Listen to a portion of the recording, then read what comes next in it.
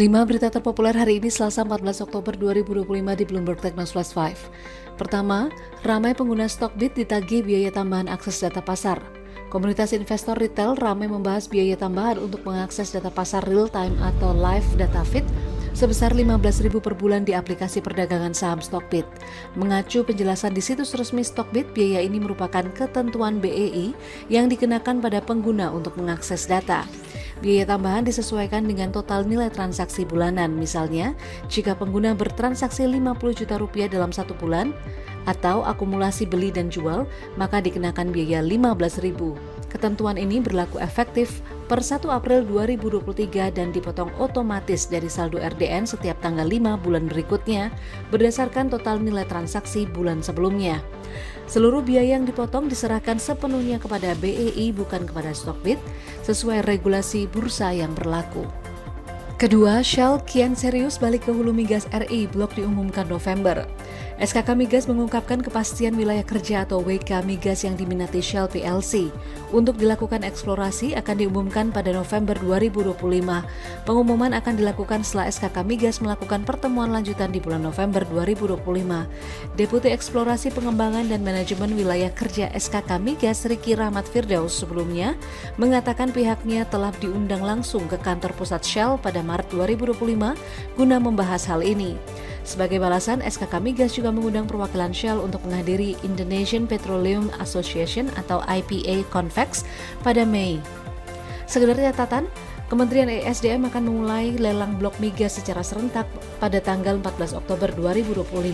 Terdapat 75 WK yang akan ditawarkan kepada KKKS pertengahan bulan ini. Ketiga, lender dana syariah gagal tarik dana, kepercayaan mulai runtuh.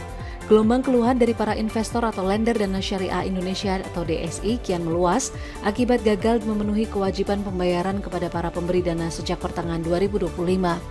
Hal serupa diungkapkan para lender karena penarikan dana yang sebelumnya cair dalam satu hari kini bisa berhenti dan atau berbulan-bulan. Bahkan imbal hasil bulanan pun terhenti sejak awal Oktober 2025. Kantor DSI disebut kosong, komunikasi hanya tersisa lewat customer service yang menjawab dengan pesan template. Sementara akun media sosial perusahaan tak lagi aktif memperbarui informasi. Padahal DSI sebelumnya dikenal luas sebagai platform peer-to-peer lending berbasis syariah yang mengklaim adanya agunan properti senilai 125% dari pinjaman serta status pengawasan dari OJK. Imbal hasil tinggi menjadi daya tarik utama terutama bagi investor retail yang ingin mencari alternatif dari deposito. Namun sejak Juni 2025, laporan keterlambatan pencairan dana terus meningkat di berbagai komunitas online lender DSI. Kini ratusan investor membentuk paguyuban untuk mendata total kerugian kolektif dan berencana meminta audiensi langsung ke OJK. Keempat, Menkyu Purbaya anggap polemik Amerika vs China bikin untung RI. Menteri Keuangan Purbaya Yudi Sadewa mengatakan polemik terbaru kelanjutan tarif antara Amerika Serikat dengan China tidak serta-merta akan berdampak negatif terhadap ekonomi dalam negeri namun justru memberikan keuntungan. Presiden Amerika Serikat Donald Trump mengatakan akan memberlakukan tarif tambahan sebesar 100% terhadap China serta pengendalian ekspor untuk semua jenis software penting mulai 1 November. Merespons hal itu, China juga memberlakukan biaya baru bagi kapal-kapal Amerika Serikat di pelabuhannya, memulai investigasi anti-monopoli terhadap Qualcomm Incorporation, dan mengumumkan pembatasan baru yang luas terhadap ekspor tanah jarang dan material kritis lainnya. Kelima, RI mau stop impor solar 2026 usai biodiesel B50 lebih mahal 25%. Menteri ESDM Bahlil Lahadalia menyatakan impor solar dapat dihentikan mulai semester 2 2026 setelah menerapkan mandatori B50.